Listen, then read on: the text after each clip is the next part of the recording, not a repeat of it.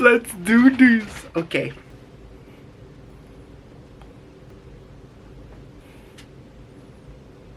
Okay.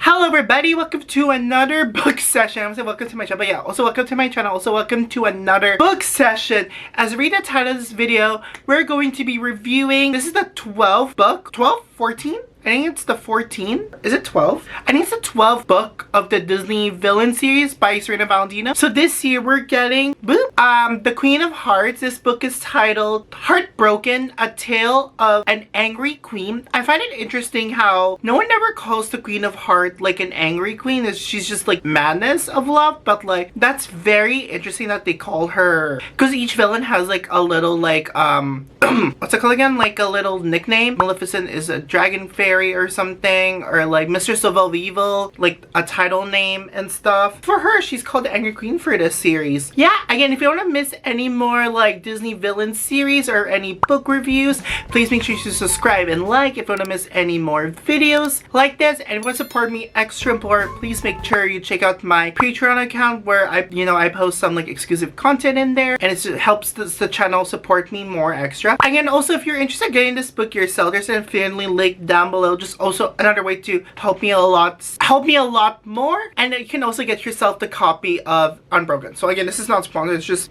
me sharing my initial thoughts and reaction. I'm just rereading my notes. I'm writing this notes after I finish this book. So yeah, this is the 12th book of the series, and it's been a hot minute since we got a Disney female villain focus. The last time we had it was like Lady Tremaine, which is like a few years ago. So it's been a hot minute. So we're back to the Queen of Hearts. As you know, I am a sucker for Disney villains. Female villains, I think they're the ones that are very iconic and very, I mean, they're all memorable. It's just that the film ones are just iconic. You know what I'm saying? So if you guys are wondering, where would I put this in my ranking based on all the Disney villain series? I was gonna put this, it's in the middle. It's almost in the top 5, but it's not the bottom. So it's at the middle, I would say. It's like almost to top 5, and I'm gonna explain you why in this non-spoiler review. So this will be a non-spoiler review for the Serena Valentino book series. Even the entire thing, it's just my initial thoughts. And before we get into like what my favorite part and my worst part of this book, I think everybody's asking like, because this is a book series, do I need to read like the rest of the series? Yes. If you want to know like what the hell is happening with this world, you should, because I love all these 12 books so far are all interconnected. They're all connected, which is very interesting to see. And yeah, they're all connected based on these characters, which I will go through towards my good and best. And personally, do you need to like read this? I was gonna say not, I put in my notes, not really. You don't need to read like the other, like, you can feel free to try it, but I feel like as a general audience, you guys will get a little bit confused once you start mentioning the other like Disney worlds and stuff. But if you just read it for the Queen of Hearts, just her origin story, I think you should be fine. There's like 2 different storylines in this book. Yeah, as I said, I'm just looking at my notes. Yes, once you do the odd sister storyline, the side B, that's when things will kind of get very confusing as to like what the hell is going on with this universe. So just keep that in mind once you are decided to just pick up this one instead of the other ones. And if you keep wondering like which book do I need to read, I also post like a video on my YouTube channel and my TikTok about like these are the books that you need to read before you read this if you don't have enough time to read like all 12 of them. Also, a quick summary again, I think it's very important to read the Evil Queen's book and the Odd Sister, and that you can get yourself into it. But if you want more extra detail, I would put Hades and Mother Gothel in that list and then head into this one. Those are the ones that I put. Yeah, if you have time, I read Mother Gothel and the Hades storyline because they're all very connected. So before I start the good and bad, let's just talk about the book cover. I forgot to put in my notes. So this is the book cover. It's pretty much the same as the exact same one. I love how they're very like color coordinated. I would love it same thing with the the Twisted Tales series. Like they just add like the villain's icon in the side, but they didn't. It's like this is a 12 series, so I love how you can just mask like this. I love like the side little thing. It's a book cover, so I just wish that half of it is a full portrait instead of just one. Very iconic. What I love about this one, you can open it. Oh, there's a book root. And then it has this one. It's it's like a painting. It's like me during work, me after work, deep inside dealing with customers. And yeah, this is the big theme as to like, you will find out like why does she like the rose painted red instead of white. You know what I'm saying? So that's a little bit of a cover. It's pretty simple. I said it all thanks for the all Serena Valentino book is I wish that two of these would be together. So if you're wondering what is this book about? So this is like the origin story of the Queen of Hearts from Alice in Wonderland, the 1951 version of Alice in Wonderland, the Disney version. Just the Disney animated version. So it says she's missed the days of wonder, but those days were long past. All that remains was the anger. You may I love how she asks these questions. You may think you know the story of the Queen of Hearts, the bloodthirsty Hiram known for seeing red. Surely you heard of the young girl Alice who fell through the rabbit hole to a place called Wonderland, and how she defeats its villainous ruler in order to find her way back home. But have you ever wondered about the Queen's own first day in Wonderland? Did she encounter the same wonders and horrors as Alice? Are the laws of the land her royal disease?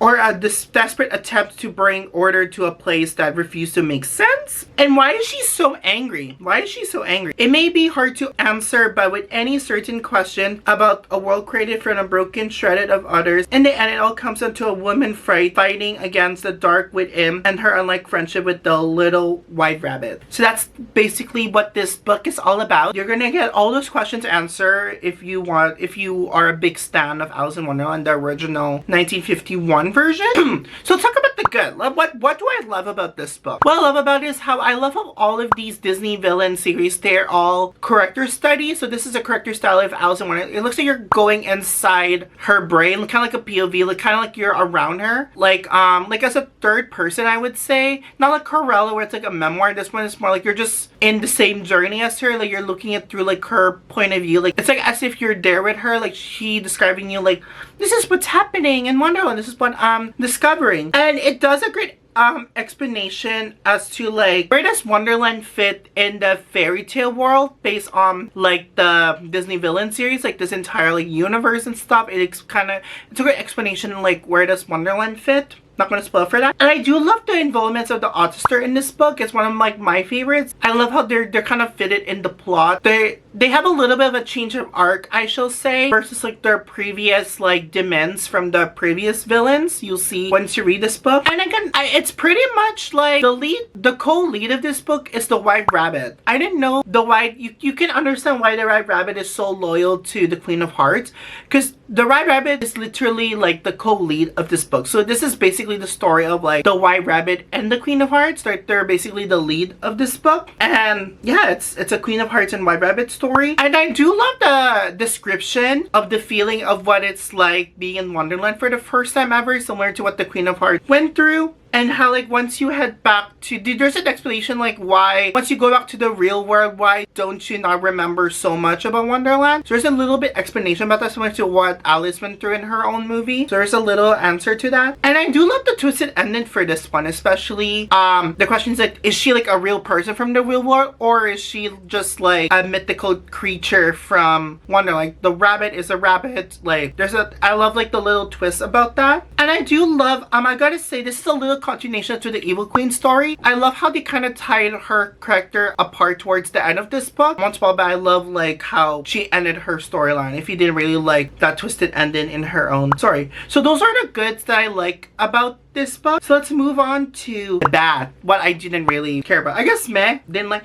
I think the biggest problem for any of the Disney villain series is that if once you read this, you're like, okay, where does this connect to like the film and stuff? Again, I hated how like that answers it towards like it's a little bit of a rush once they get into the story of Alice in Wonderland. It's a little bit like in a rush, which is like a big problem how I feel about the entire book series. Like it's always towards like towards the end, I shall say, to be honest. honest with you. And I think the best, Lady Tremaine and Mother Gothel on top of my head are the ones that are great, that they're still within the movie. It's like, it's not like towards like quarter inch towards almost the end of the book, I shall say. If you're curious wondering, is Alice a lot in this book? Unfortunately, she's not really so much present in this book. She is in this book, but she's not like there all the time. Like she is mentioned, but she's not there. You know what I'm saying? Like she's not present. She's not like, she doesn't play like a big role in this book is what I'm trying to say, which is what I think really, I wish that she is part of a big role, you know? I think like we spend majority of our time in this book through the Queen of Hearts like first day in Wonderland. Like we spend way too much time like seeing what she's going through in her first day toward basically the entire rest of this book. And I'm also a little bit confused with like the Angry Queen's lore with this book, especially like because every Disney villain has like a prized possession, like how Lady Tremaine has like this earrings, Cruella has this earrings, and like Maleficent has like this the dragon thingy or something like an evil. So I'm a little bit confused about that, especially the evil possession that makes her like that. And I'm not really a big fan of how the King of Hearts is in this book. He's just treated like he's a very silly man, like a nonsense silly. He's just there, and he's just very accurate to how he is portrayed in the movie. But like he's just there, nothing much. He's just there being like a silly dude. And I don't know why, I think it's more like the good, but I did find like the disappearance of her servants a little bit funny in this book. Once you read it, it's like, whoa, what the hell, why is she, you know, gone? So it's a little bit funny, like what the hell, it's just random when she lost them. Okay, also those are like the things I didn't really care so much about this book. The main question is, does this tease what the next book is, the 13? Yes, it does. It does towards the end. It does kind of tease you what the next Disney villain might potentially be. Like, I gotta say, it's interesting one. It's a very interesting character. I shall say it's a character that everybody's been asking her to for like the past year. But like, I'm very interested how she's gonna tell that origin story. I'm pretty sure it's gonna be dark. I feel like once they choose this certain villain, I'm wondering if that might be towards like the end of this series. I heard that there's like 2 or 3 more villains left to go. I feel like if they did go towards like this villain, I feel like this feels like towards like the end of an era for like the Disney villain series. I'm very interested how this all connects together and how this certain villain connects everything else. So yeah, that's my thoughts about the next villain tease with this book. So overall, this is an interesting take of the Queen of Hearts from Alice in Wonderland, the 1951 version specifically. And it's very unique on its own. It's not so much an origin, I mean, it's a little bit an origin, so it's more about like her adventure, what she's like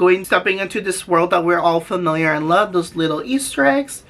Again, what I love about these villains, how it doesn't make them like anti-heroes. Like it doesn't shine away like how they are still villains. Like to the end of the day, they're still villains. Like they are, it's like the same way how Agatha was portrayed in her own series. Like she's still a villain. Like, you know, they're just complicated. Like she's a villain. And I just, you know, I love how things end in this book. It becomes like a full circle where we led off for the first book from the Evil Queen story. Full circle moment, especially like how the Evil Queen started and ended. That's all I'm saying, like a full circle. Although it's still a great read, and Serena does a fabulous job describing how Wonderland is like. So it's a little nostalgic and makes you feel like you're in the scene with her. And she does a fabulous job of like going through the nonsense and what it's like being with the Queen of Hearts in her first day of Wonderland. That's all I'm gonna say. So yeah, that is my little review of Heartbroken by Serena Valentino, the 12th book of the Disney villain series. Let me know comments below, what do you think of this book? Do you have it yourself? How would you rank this book from the other Disney villain series? And which Disney villain do you hope she'll do next? I'm hoping that I would love her to see her take on Madame Meme. That'd be kind of cool. Or like, yeah, we're kind of out of ideas for like I feel like she done like all the classic Disney villains. Of course, she won't touch like the Disney villains that are people of color, because it's better being told by like a person of color instead of like non-person of color, you know what I'm saying? She even mentioned it with Dr. Facilier. So yeah, well, Caspo, what do you think of this book? And I'll see you all on the next book series. Off with your heads! I have so many Queen of Hearts or Wonderland content in my channel. Check that out for that. Okay, see y'all. Bye! Poof. My camera's gonna die. I feel like the whole curse thingy of like Beauty and the Beast, the one that started the movie, is really a little bit confusing, especially... Oh, wait, that's it? Okay.